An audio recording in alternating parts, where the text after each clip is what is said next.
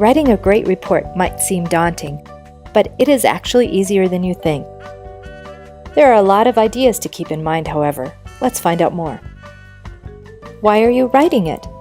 Generally, reports fall into 3 categories. There are reports that assess opportunities, there are reports that solve problems, there are reports that support decisions.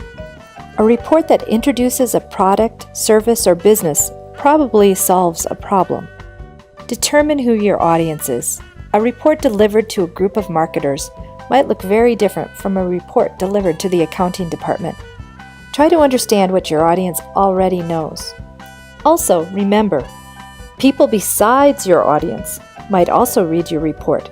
Consider their perspective as well. Consider the items you would like to share with your audience members. What messages are most likely to sway your audience in your favor? What information will best help them make a decision? Look at your messages from your point of view and the point of view of the audience. There are a lot of elements to a great report. Some of them are optional and some are required. Decide which elements to use early on so you don't waste time with unnecessary work. Here are some of the elements you might include in your report. A cover letter introduces the report to the reader. Your cover letter should be 1/2 to 1 page in length. It should discuss the audience and the purpose of the report. A clear and descriptive title lets the reader know at a glance what the report is about. On the title page, make sure you include who the report is by and who it is for, as well as the date of completion.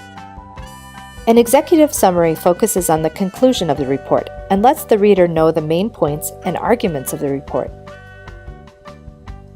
A table of contents gives a page-by-page and heading-by-heading description of the report. The introduction gives the background of the problem. It also defines terms and defines the scope of the report. The conclusions and recommendations appeal to the reader. Conclusions explain the present or past situation. Recommendations request future action. Findings and discussions are like evidence in the report.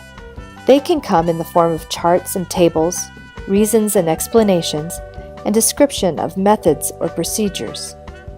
The conclusions of the report must be fully supported by the evidence presented in the findings and discussion. Always include a list of references at the end of your report.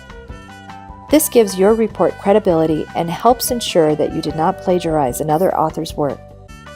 An appendix is needed if you add any information that is relevant to the report. However, generally, most of your information should be in the body of the report. That's it. You have enough information to start to write your business report. Thanks for tuning in, and happy writing.